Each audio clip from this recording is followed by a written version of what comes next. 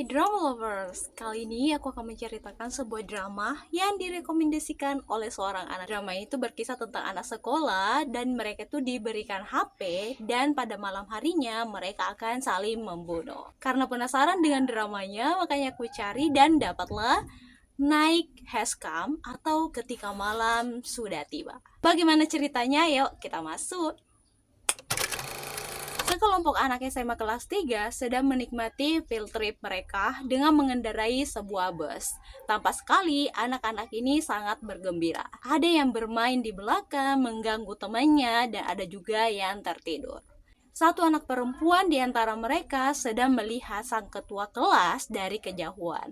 Tampak si anak perempuan tersebut tertarik dengan ketua kelas tersebut.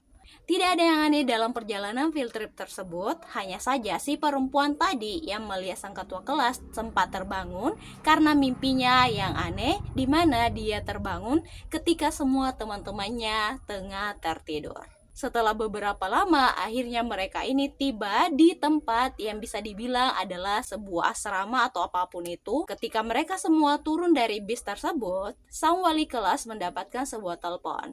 Namun karena tidak ada sinyal di tempat tersebut, akhirnya dia pun berpamitan kepada anak-anak walinya dan berjanji akan kembali sebentar lagi. Setelah itu, semua anak-anak ini masuk ke dalam asrama tersebut. Sebelum mereka masuk ke kamar mereka masing-masing, mereka disuruh untuk men-scan sebuah barcode. Tujuannya adalah jika mereka ingin tersambung dengan wifi di rusunawa tersebut. Namun anehnya, meskipun mereka telah men-scan barcode tersebut, mereka tetap saja tidak tersambung dengan jaringan internet di rusunawa tersebut. Sebenarnya apa yang terjadi? Seorang anak perempuan berambut pendek membawa laptop ke asrama tersebut. Tampak sepertinya dia ini jago dalam hal komputer. Di sana dia tinggal bersama dengan temannya yang berambut panjang. Kita sebut saja si perempuan berambut pendek ini si jenius, sedangkan si yang rambut panjang ini tuh si cantik. Si cantik ini tadi yang memandangi sang ketua kelas. Kita panggil mereka dengan sebutan-sebutan itu aja, karena aku lupa namanya. Keesokan harinya, tiba-tiba semua HP mereka itu terinstall sebuah aplikasi yang memaksa mereka untuk memainkan sebuah permainan yang bernama Mafia Game. Sebelumnya, aku akan jelaskan dulu tentang permainan tersebut. Di drama ini, game mafianya itu memiliki banyak karakter. Yang pertama itu adalah mafia, sang pembunuh. Yang kedua ada dokter, sang penyembuh. Yang ketiga adalah polisi yang mencari siapa mafianya.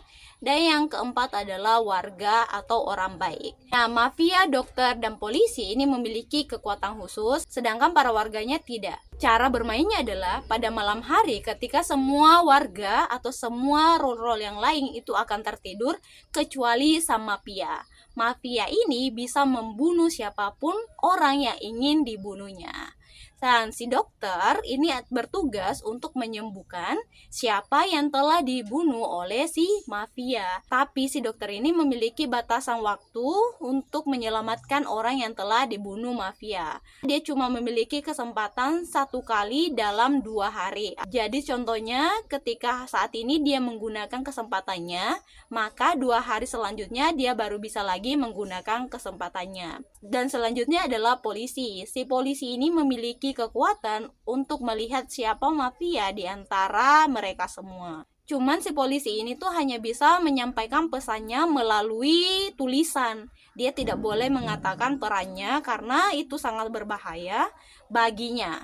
Bisa-bisa ketika dia mengatakan perannya, malam harinya dia akan jadi santapan si mafia.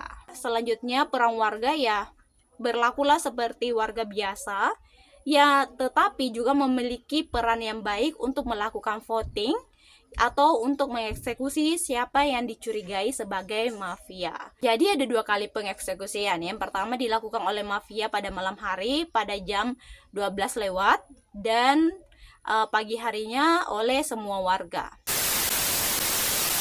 ketika mereka semua mendengarkan kalau mereka telah berada dalam mafia game, mereka banyak yang memberontak dan ingin keluar dari asrama tersebut. Mereka berpikir kalau mereka keluar dari asrama itu, mereka akan selamat dan tidak akan join dalam permainan itu. Namun ketika mereka sudah berada di batas sebuah garis di mana permainan itu harus dilakukan, si speaker mengatakan kalau tidak ada yang boleh melewati batas garis atau mereka akan dieksekusi.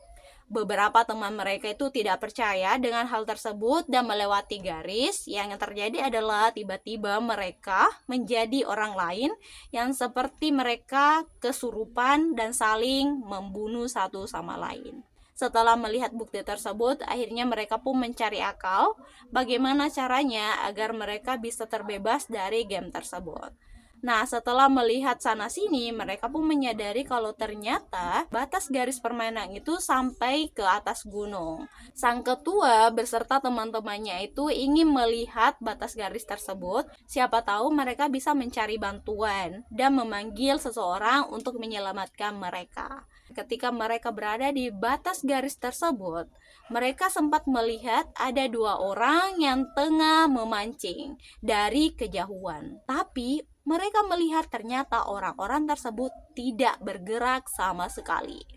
Nah, saking penasarannya, salah satu dari temannya itu mendekati dan hampir terjatuh. Dan untungnya ada temannya yang bernama Somi menggenggam si temannya tersebut yang hampir jatuh itu. Tapi karena dia takut ikut terjatuh juga dan melewati garis, dia pun mendorong temannya itu dan satu temannya yang ikut di perjalanan tersebut meninggoy juga. Ketika mereka semua sudah kembali ke asrama, tiba-tiba sang ketua kelas ini memiliki ide untuk tidak memvote seseorang malam itu.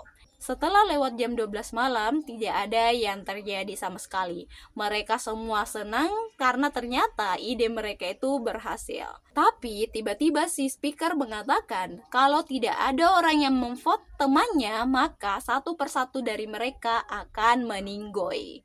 Dan karena kepanikan tersebut dan sudah ada korban yang berjatuhan, mereka pun dengan segera mencari HP mereka dan segera memvote temannya. Karena ide gila tersebut, akhirnya banyak korban yang meninggoy malam itu. Setelah itu kalian pasti tahu siapa yang dicurigai lagi sebagai mafia.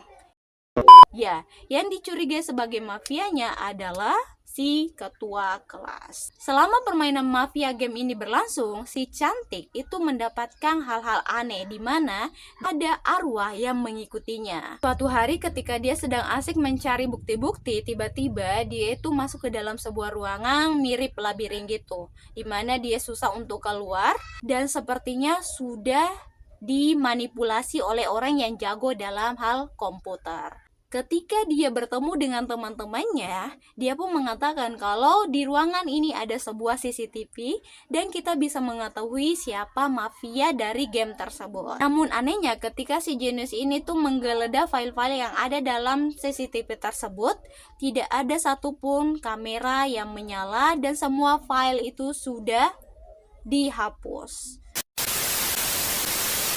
Akhirnya banyak teman-temannya yang mencurigai kalau si cantiklah mafianya. Ketika si cantik ini dicurigai dan telah divote oleh beberapa temannya, si ketua kelas pun menyerahkan dirinya untuk divote sehingga sang ketua kelas ini meninggoy. Tentunya pada pagi harinya si dokter menggunakan skillnya untuk menyembuhkan sang ketua kelas dan akhirnya sang ketua kelas hidup kembali. Singkat ceritanya, si cantik ini mendapatkan sebuah clue tentang master permainan, di mana master permainan tersebut adalah dalang dari permainan mafia game tersebut.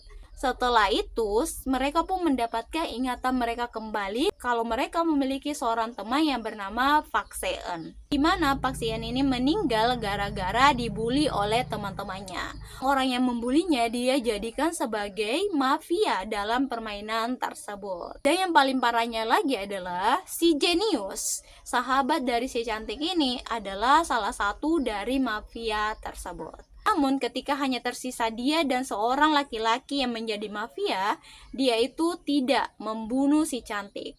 Akhir dari drama tersebut adalah tersisa si ketua kelas, si cantik, si jenius, dan si mafia laki-laki tersebut. Di situ juga muncul kembali ingatan si cantik ini kalau ternyata Park Si-eun ini adalah sahabatnya, dan sahabatnya tersebut pernah ingin membuat sebuah game di mana karakternya adalah seorang perempuan berambut pendek, ya mirip si jenius tadi. Jadi si jenius ini adalah karakter game yang pernah diinginkan oleh si Park Se-eun. Jika mereka semua berada di atas atap, si cantik ini mengalami luka karena diserang oleh mafia, di mana sebenarnya yang ingin diserang adalah si jenius, tapi si cantiklah yang menghalangi hal tersebut dan dialah yang kena.